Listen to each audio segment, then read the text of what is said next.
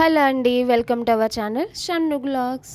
బేసిక్గా మనకి ఉప్మా అంటేనే ఇష్టం. అయితే ఈ ఉప్మాని ఇంకొంచెం హెల్తీగా చేసుకుంటే అప్పుడు ఇంకా తృప్తిగా తినొచ్చు. అయితే ఈ హెల్తీ రెసిపీని ఎలా చేసుకోవాలో చూసేద్దాం. అయితే ఇది వచ్చేసి రాగి ఉప్మా. ముందుగా స్టవ్ ఆన్ చేసుకుని నేను ఒక కడాయి పెట్టుకున్నాను. ఇప్పుడు అది వేడెక్కిన తర్వాత అందులో కొద్దిగా ఆయిల్ కూడా వేసుకోవాలన్నమాట.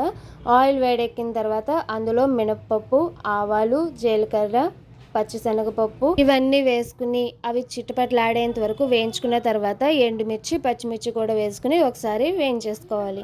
ఇప్పుడు ఇవన్నీ వేయించుకున్న తర్వాత కొద్దిగా కరివేపాకు కూడా వేసుకుని ఒకసారి వేయించుకోవాలి.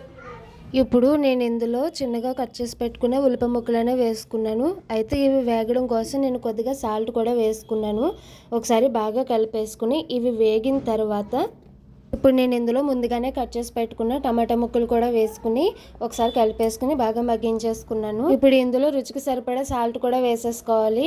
ఇప్పుడు వేసేసుకుని ఒకసారి కలుపుకున్న తర్వాత నేను ఒక కప్పు గోధుమ రవ్వ తీసుకుని ఒకసారి బాగా వేయించుకున్నాను.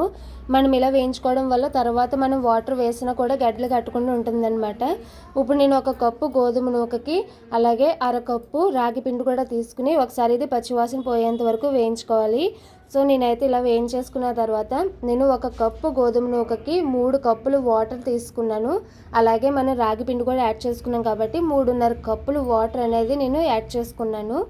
దీన్ని మనం ఎక్కడ కూడా ఉండలు కట్టకుండా లో ఫ్లేమ్లో పెట్టుకుని బాగా కలుపుతూనే ఉండాలి. ఇది గట్టి పడేంత వరకు కూడా కలుపుకోవాలి. మనం ఇది మామూలు ఉప్మా చేసుకునే టైప్ కాదు. ఇది ఇలా కొంచెం పలుచగా ఉన్నప్పుడే మనకి ఏమైనా కావాలంటే మసాలా కూడా యాడ్ చేసుకోవచ్చు.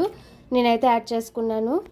ఇంకా ఫైనల్గా వేడి వేడి రాగి ఉప్మా అయితే రెడీ అయిపోయింది. అయితే ఉప్మా లవర్స్ ఎంతమంది ఉన్నారు, అలాగే ఉప్మాలో పంచదార నంచుకుని తినే లవర్స్ ఎంతమంది ఉన్నారు? మీరు కూడా ఇలా ఒకసారి ట్రై చేయండి. హెల్త్కి హెల్త్, టేస్ట్కి టేస్ట్. అయితే నా వీడియో మీకు నచ్చిందని నేను అనుకుంటున్నాను. మీకు కూడా ఈ వీడియో నచ్చితే ఒక లైక్ ఇచ్చి సబ్స్క్రైబ్ చేసుకోండి. Thank you for watching. Bye bye.